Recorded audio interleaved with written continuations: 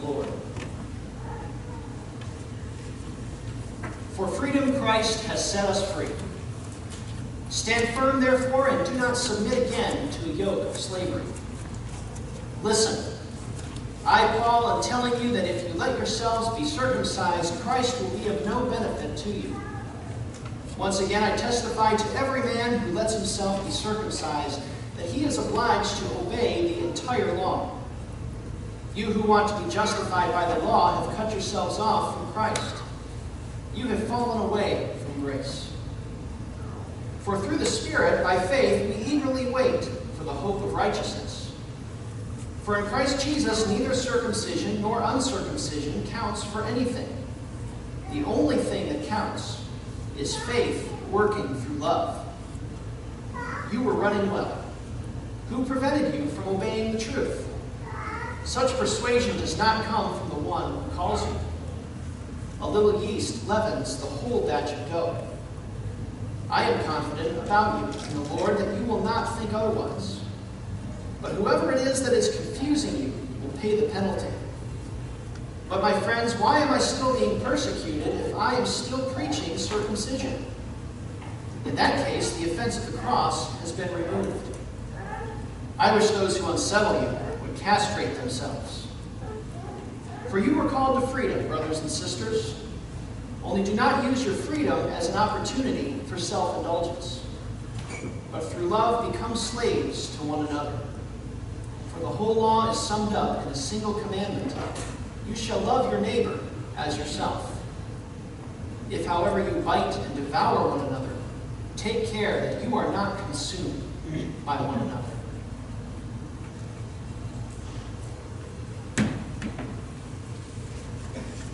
Let us pray.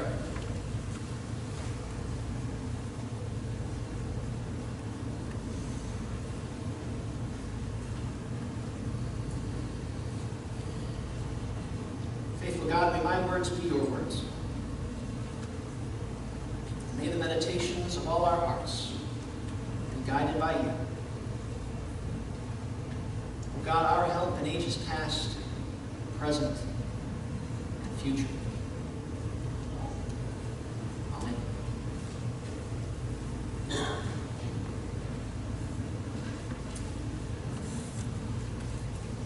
Well, judging by the signs that have once again been popping up all over town, it's about time for the big Uniontown Festival.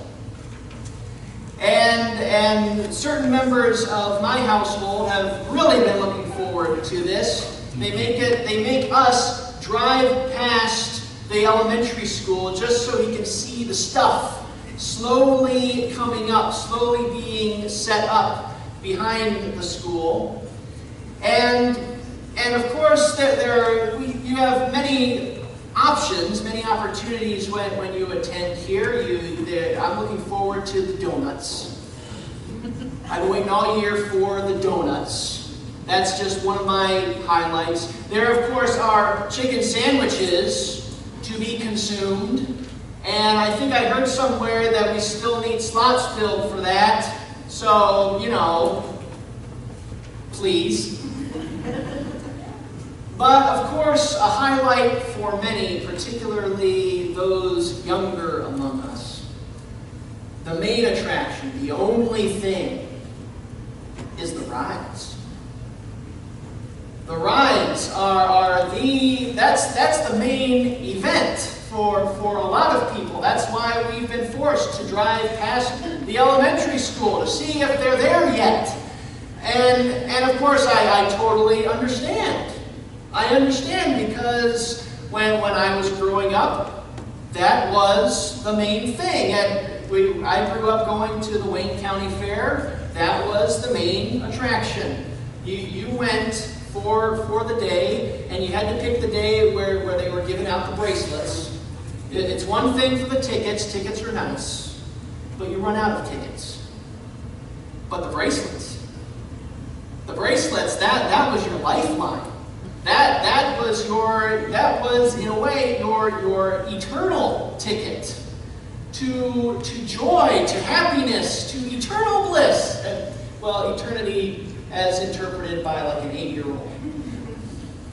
And, of course, there were also those rides where you had the wooden cutout of maybe it's a clown or a bear or something, and it says, you must be this tall to ride.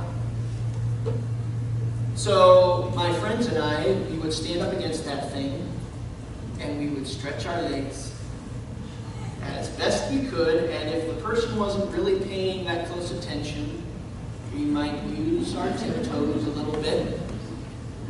Because to get on that ride, again, that was everything. Whether whether it was tickets or whether it was a bracelet, that gave you access to happiness. As we continue our journey through Paul's letter to the Galatians, we only have a few more weeks left. For the first time in this passage that we have heard this morning, Paul names the specific issue that he has been arguing with people about. He has been going this entire letter, and he's dropped some clues here and there, where he is arguing with some other apostles about the law. Some have been arguing, well, you still need, even though to be part of this new movement, this new Jesus-following movement, you need to do certain things in order to be a part of it. And a big part of that is continuing to follow the law. You need to do that. And Paul is arguing that, no, you don't. That's not how it works anymore. We instead are included by God's grace, trusting in God's grace, the gift of God's love and forgiveness and presence. That is what includes us. That is what brings us all together now. And here in this passage, Paul names the specific part of the law that they have been arguing about this whole time. That being circumcision. And again, he argues about this in more than one of his letters. He's going back and forth with others about this, but particularly he is talking about that Jewish ritual, that symbolic ritual for all Jewish men that included them, that made them a part, that marked them as part of the community.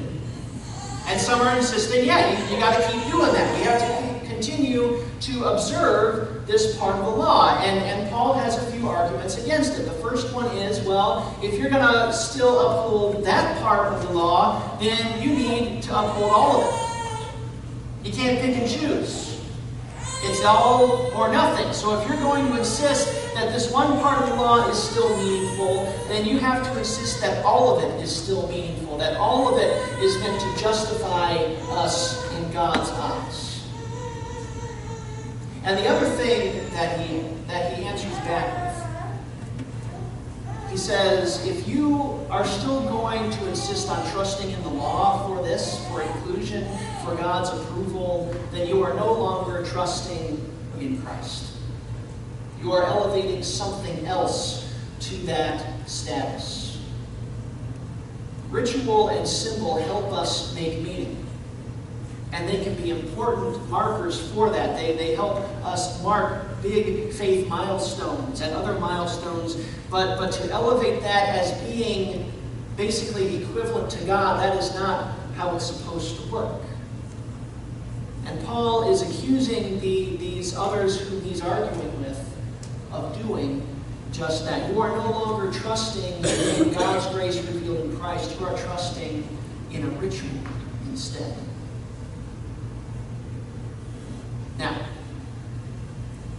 as he continues to argue, he says that there is one thing. There is one thing. Circumcision and uncircumcision, those don't count anymore. In Christ, Those don't count. That is not, some are insisting, continuing to insist that you need a ticket to get in. That you need to get a ticket to be included. That you need a bracelet. They're insisting that you stretch your legs in order to be a part of this new community. And Paul is saying, those old things don't count anymore. You don't need a ticket. You don't need a bracelet. You don't need to be trying to measure up. Instead, the only thing that counts is faith working through love. That is all. That is all, he says, that binds us together. Once you are free to join this community, you are free to accept and receive God's grace and to live into it. And that's the other side of things, he says. Once you are a part of this community, you are meant to be bound to one another in grace working through love. And he names the most important commandment. He calls it the most important commandment, the one that sums up everything else, sums up the entire law. And Jesus says a very similar thing in the Gospels. Love your neighbor as yourself. This, he says, is what counts. These rituals, these symbols, they can help, but instead, what we are meant to do together is to love one another, to act out this grace working through love in each other's lives. Now some, both then and now even, might hear that and say, well, that's nothing. That sounds too easy. Anybody can get in if you just adhere to love. That just sounds so simple. Really? Have you ever tried to love someone else? Have you ever really considered what it takes to love even one other person? The time that it takes? The resources that we share with one another? The patience, oh Lord, the patience sometimes. The risk that is involved. The risk of pain or disappointment. All of that is bound up in what on the surface seems simple, but is so much deeper and involves so much more. Faith working through love, Paul says, that is what binds us together as we seek to serve one another, as we seek to see to one another's needs, as we take that risk of being together. There's no ticket to get in. But once you're in, there is a lot that we are called to be and to do together. Now, as I was thinking about all of this past week, and certain transitions that our church community is facing at the moment, I wanted to call up someone to talk some of this out. And I wanted to talk to one person in particular that every once in a while their name comes up, and so it seemed like the natural person to talk all of this out with. So of course I got a directory, because surely they would be listed in the directory. So I went ahead and I was looking through here, but it was the weirdest thing, because this person's not in here. I thought it's listed alphabetically, and unless I got a weird one that was stapled funny, but no, sure enough, but it's not in here. The person I'm looking for is not in here. You have Edge, and then it skips. It goes to Elliot, and then it skips down to Fitzgerald, and the person's not in here. The person I was looking for isn't in here. Last name else, first name someone. I was so disappointed. Because as it turns out, someone else isn't going to help us. We can't count on someone else to do some of the things that we wish to have happen. We can't count on someone else to teach Sunday school. We can't count on someone else to join the choir or bell choir. We can't count on someone else to keep the building clean. And besides all of that, besides all of those institutional church sorts of things, then it goes beyond that to discipleship. We can't count on someone else to go out and to serve those who need help. We can't go out and wish for someone else to advocate for those who need an advocate. We can't wait for someone else to pray for those who are hurting among us. As it turns out, it falls to us. It falls to each of us to do all of those things. To act on faith, working through love. Someone else isn't in here. God instead calls to us to do that work, binds us together in a community of faith, working through love. And one of the ways that we mark this for many of us is through baptism. This is one of the ways, this is one ritual, one powerful symbol. It doesn't become the main thing itself, but it is one way that we recognize that we are all in this together. That we are the ones called to care for one another, to reach out to one another. We can think of this in a couple of ways. Not only, again, this local church community, but to also recognize that we are connected to some 2 billion people all over the world, bound together in the same faith and the same covenant. It may look a little bit different depending on where you go, but we are nevertheless connected. Connected all together by those promises that we have heard made, promises that aren't just made by family members, promises that we have all made together to teach and to raise and to disciple and to be there for one another. That work falls to us rather than someone else.